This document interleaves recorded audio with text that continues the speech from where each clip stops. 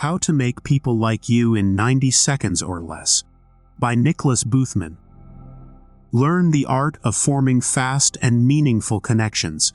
Everybody wants to be liked, and everybody knows you only get one shot at a first impression. So, how do you make that impression a good one, especially when you're introducing yourself on the fly? How to Make People Like You in 90 Seconds or Less, 2000, is your handy-dandy pocket guide to making a stellar first impression and gaining new friends. Introduction. What's your biggest fear? When faced with that question, most people say things like heights, spiders, or public speaking. But statistics show that we're more afraid of the things we're unlikely to reveal in a quick truth or dare question. Deep down, we're primarily afraid of being awkward and being alone. We're afraid of realizing that no one likes us or discovering that we are no one's first choice. We're afraid of being friendless. That's why, whether they admit it or not, most people are desperate to learn how to make friends and make people like them. Most of us drift through life wondering, am I doing it right? Do people really like me? What do people think when I walk into the room? These questions can fill us with so much horror and anxiety that it's often easier to avoid speaking to others at all, even if that results in the very thing we fear, finding ourselves alone and friendless. But over the course of this summary, we're going to take an in-depth look at the necessary skills for conquering those fears and connecting with others. Chapter 1. The First 90 Seconds. As you've probably already guessed, the 90 seconds portion of this title comes from the fact that people form their first impressions of you within the first 90 seconds of meeting you. But have you ever wondered what they see when they make that assessment, or what factors go into their final estimation? Studies show that a first impression is comprised of a variety of assessments, including that person's estimation of your intelligence, trustworthiness, success, status, and more. Some things are relatively predictable, like the fact that people assume you are more successful or popular if they see you wearing clothes with designer labels. But some things aren't quite so easy to anticipate, and often they aren't based on things you can control. For example, we can't control the features we're born with, but a Princeton University discovered that participants consistently rated people with round, baby-like faces or feminine features as being more trustworthy. We also can't control our gender, ethnicity, attractiveness, or whether or not we need glasses. But a 2017 University of Toronto study found that, when asked to watch a video of a person delivering a speech, participants consistently rated speakers who were white, male, attractive, and not wearing glasses as being more charismatic or powerful. Similarly, a 2007 British study found that people tend to rate men and women with tattoos as being untrustworthy, less attractive, and more aggressive. When read together, the results of these studies indicate that our first impressions are not only formed in haste, they are also often based on latent sexist, racist, and classist stereotypes. Unfortunately, of course, there is little we can do to change another person's innate bias, especially when it is based on factors outside of our control. But there are some things we can do to make a positive first impression, and we're going to take a detailed look at those tips in the next chapter. Chapter 2. Start with positive body language. Body language is often a more powerful communicator than words, especially within the first 90 seconds of meeting someone. And although we may not be able to change someone's perception of us based on our face shape or other physical qualities, we can work to ensure that our body language is sending the right message. For starters, let's consider the difference between open and closed body language. You might not be familiar with the technicalities of these categories, but the author guarantees that you know them when you see them. For example, Let's say you're confronting your teenage son about the amount of time he wastes in his room playing video games. If he stands with his arms folded across his chest and rolls his eyes at everything you say, you get the message loud and clear. He's closing himself off from you and putting emotional distance between the two of you. Similarly, if you're meeting your best friend for lunch and she stands up to greet you with open arms and a big smile, you can tell that her response is open and warm.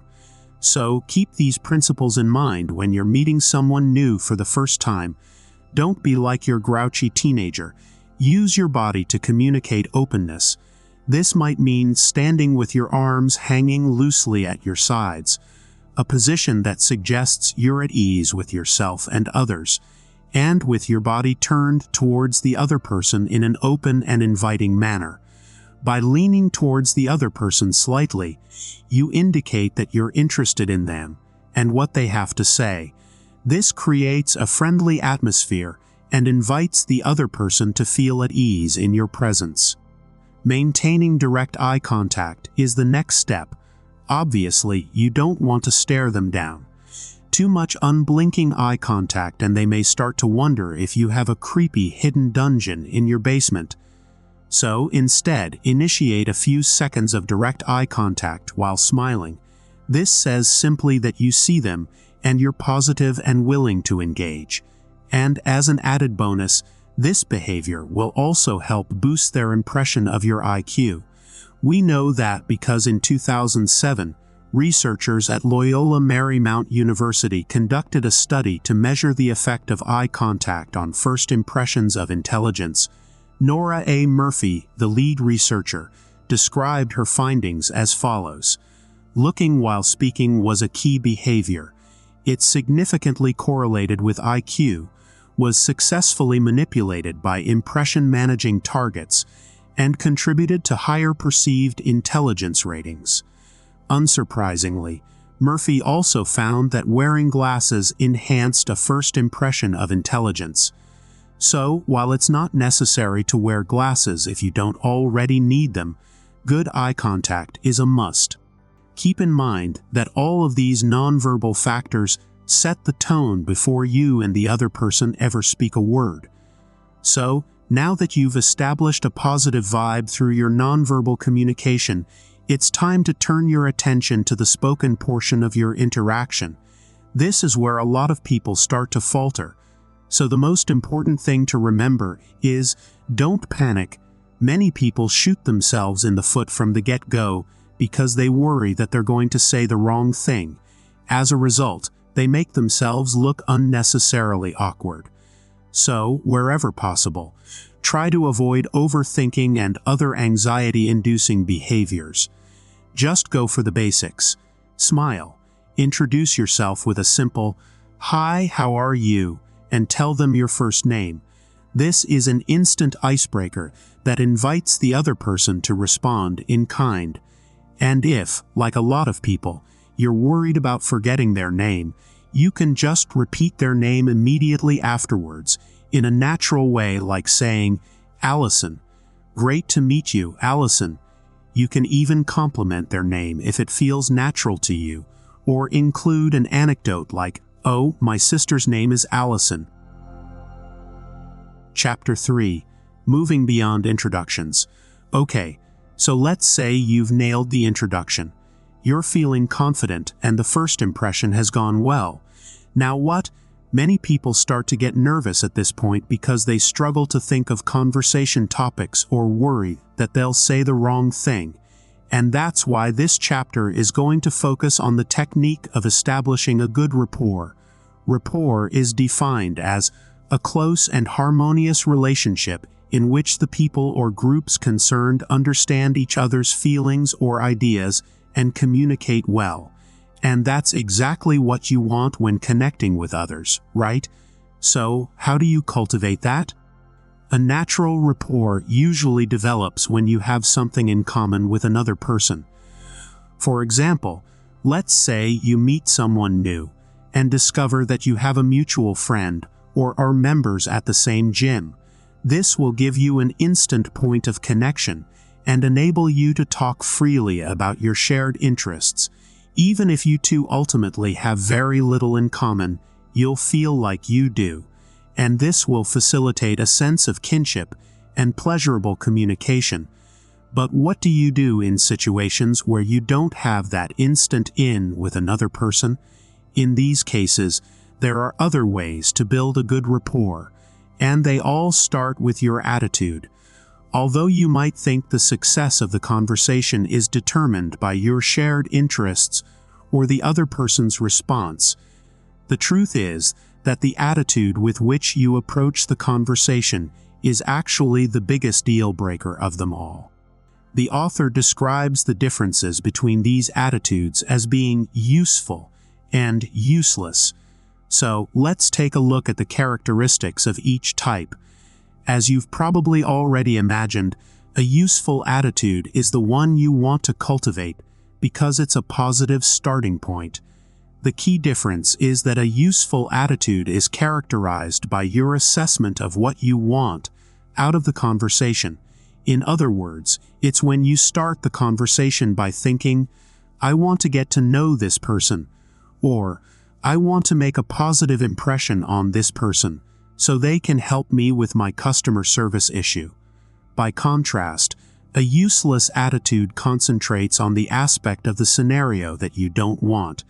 If, for example, someone gets your order wrong at McDonald's and you angrily demand to speak to the manager, you're not really thinking about how the manager feels or about anything positive that can come from the conversation.